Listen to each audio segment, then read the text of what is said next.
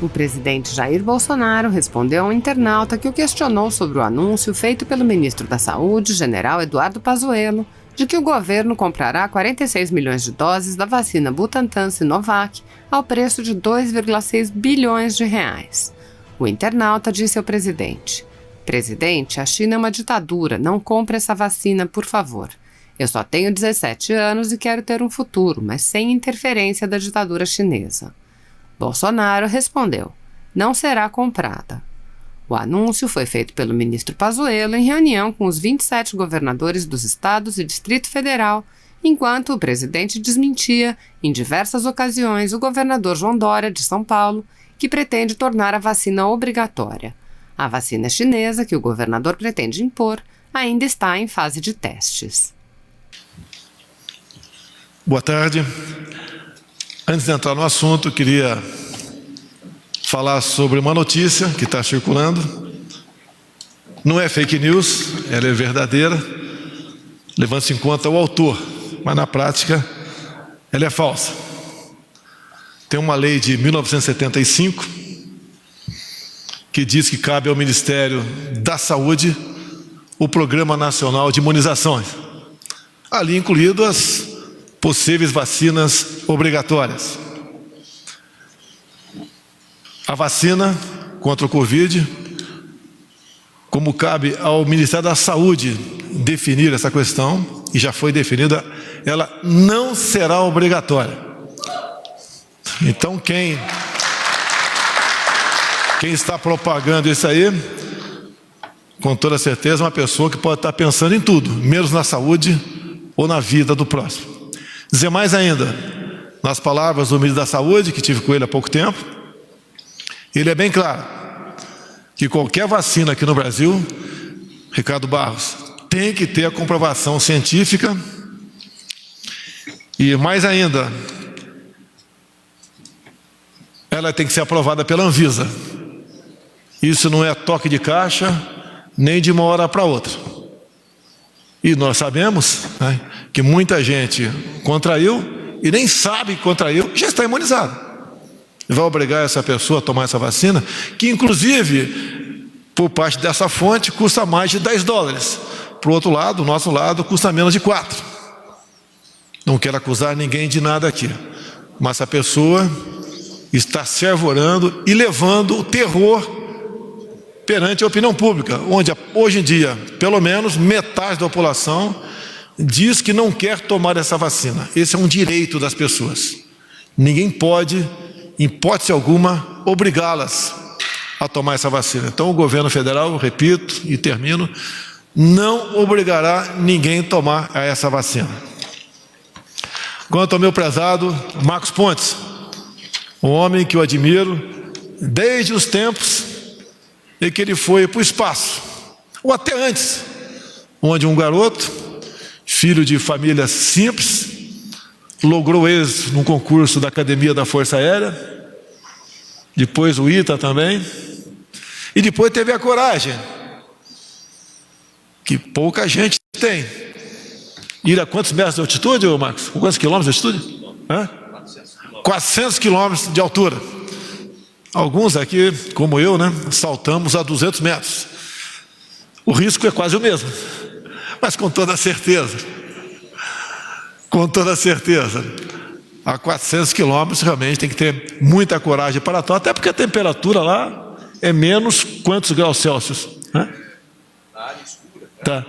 Pode chegar a menos 80 graus. Menos 80 graus. Eu acho que em poucos segundos vira picolé, isso mesmo? Então, e o Marcos Pontes agora, nesta pandemia, ele não é ministro da Saúde, é da Ciência, Tecnologia e Inovação.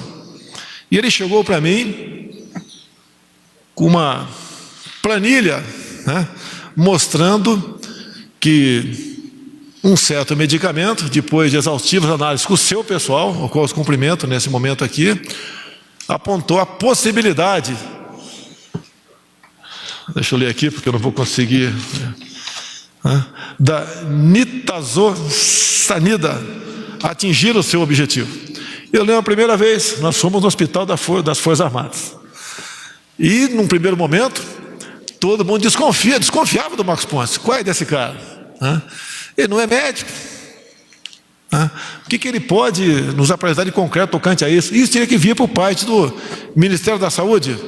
Bem, naquela época, tínhamos um ministro marqueteiro. Está na cara que teríamos dificuldade para tratar desse assunto. E com muita coragem, o Marcos levou avante essa proposta. Até que, um dia, surgiu a resposta. Através das observações, através de pessoas que concretamente usaram esse medicamento, e foi constatado na ponta da linha que a carga viral diminuía. E conversei com ele também, ele me disse que dessas pessoas que usaram esse medicamento, nenhuma sequer foi hospitalizada. E nós lembramos do pânico que a grande mídia que está aqui nos assistindo agora, não foi toda, mas grande parte, o pânico criado junto à população. Até como lá atrás, eu que também não sou médico, a minha formação é um pouco parecida com o Marcos, somos irmãos da aeronáutica e do exército, eu não apostei e nem joguei na hidroxicloroquina. Quando a gente começa a conversar com o nosso Ernesto Araújo, começa a conversar com alguns embaixadores fora do Brasil, porque em países da África subsaariana, por exemplo, que é muito comum a malária e é combatida com a hidroxicloroquina, por que as mortes são baixas? Ora, muitas vezes o cidadão chegava no hospital com malária e Covid e tomava a hidroxicloroquina e se livrava dos dois problemas. Será que é difícil entender por que nós começamos a falar na hidroxicloroquina? E não apenas isso. Conversei com médicos, militares, outros civis que conhecia, do Brasil todo. Alguns, no seu respectivo hospital, estavam usando isso. E no início, estava dando certo. E nós não tínhamos alternativa, prezado Eduardo Gomes. Nós, você, tem que, dado momento, tomar uma decisão. Como tenho dito, pior que uma decisão mal tomada é uma indecisão. Que na indecisão, gente acaba morrendo. E nós jogamos em cima disso. Fui massacrado pela mídia. Não tem problema. Eu tenho que estar com a minha consciência em paz. E quem criticava a hidroxicloroquina não apresentava alternativas.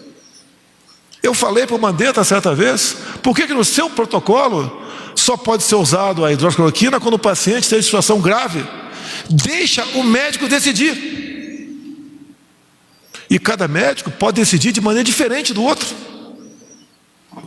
Lógico que foi um ponto de atrito, mas não foi o mais importante, no que culminou com a sua saída, que não quero entrar em detalhe aqui agora, mas creio que a saúde melhorou um pouco com o Nelson Teik e depois melhorou também, e muito, com o Pazuello, que o Ministério precisava de muito de um choque de gestão, onde praticamente nada era informatizado. Agora quase tudo está informatizado.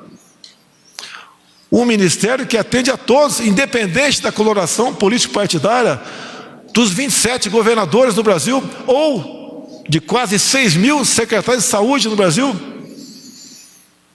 Essa foi a nova diretriz e aquilo que o Eduardo Pazuello fez com muita maestria. Todos nós ganhamos com isso. E na economia, o Brasil é um dos países que melhor se saiu nessa questão da pandemia. Até porque a equipe econômica, junto com alguns outros ministérios também, trabalharam com muita maestria. O auxílio emergencial, porque 40 milhões de pessoas perderam a sua renda. Imagine a questão social que nós teríamos no Brasil se as pessoas não tivessem o mínimo para sobreviver. Imaginem se o homem do campo entrasse naquela onda, fique em casa, a economia de vê depois. Hoje nem teríamos arroz ou óleo de soja, nem teríamos o que exportar, como estaria o Brasil? E eu sempre disse que tínhamos dois problemas pela frente: o vírus e o desemprego, que deveríamos tratá-los de forma simultânea e com a mesma responsabilidade. E assim foi feito. Socorremos pequenas e microempresas, rolamos dívidas de estados e municípios, entregamos a governadores e prefeitos aquilo que supostamente eles não arrecadariam com ICMS ou com ISS. O governo federal fez a sua parte, mesmo sendo impedido de entrar diretamente na questão da saúde. E depois a gente começa a entender por quê. Porque lá, no outro poder aqui do lado, foi o ministro à época falar barbaridades. Como, por exemplo, nas próximas semanas poderemos ter caminhões do Exército recolhendo corpos pelas ruas. O pânico se fez presente até no núcleo dos poderes em Brasília. E, obviamente, contra a minha pessoa foi falado muita coisa também. E decisões foram tomadas.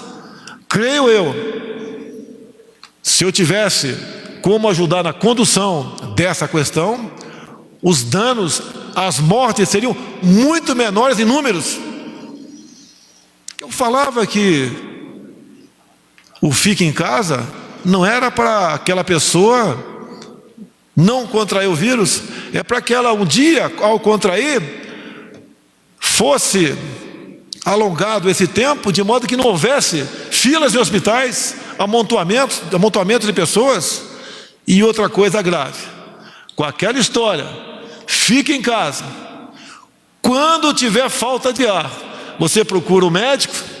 Será que não era para se comprar a toque de caixa, respiradores, com preços mais do que abusivos, passando de 30 para mais de 200 mil reais cada um? A história vai mostrar quem estava com a razão. A história vai mostrar quem não se preocupou com sua biografia para salvar vidas. E isso, no meu ministério, depois de alguns acertos, obviamente, chegamos à conclusão que fizemos a coisa certa. Selva, o nosso prezado Eduardo Pazuello, não tem problema, né? Não está presente, talvez pela sua silhueta, Joeliano, ele teve uma pequena indisposição e foi para o hospital, né? E já tem notícia, está tudo bem, tudo tranquilo.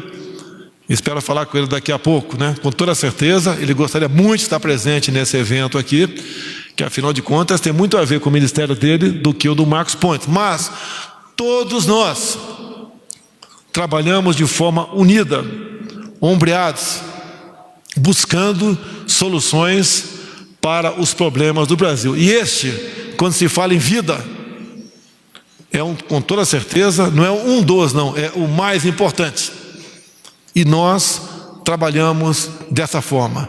Não temos medo de nos expor, de enfrentar desafios e sofrer críticas, na maioria das vezes infundadas, na maioria das vezes injustificadas. Eu sonho ainda, prezado general Heleno, de um dia termos uma imprensa no Brasil, livre ela já é, mas uma imprensa responsável. Que quando tivermos no Brasil uma imprensa responsável, pode ter certeza que o Brasil não vai voar não apenas o Marcos Pontes, o Brasil vai para o espaço, porque nós temos tudo para ser uma grande nação. E mais importante, daquilo que Deus nos deu: terras agricultáveis, biodiversidade, riquezas minerais, áreas turísticas. Nós temos um material humano no Brasil que ninguém tem. Isso é motivo de orgulho a todos nós. Muito obrigado a todos. Parabéns, Marcão. Parabéns, Ministério da Ciência e Tecnologia. Está encerrada esta cerimônia.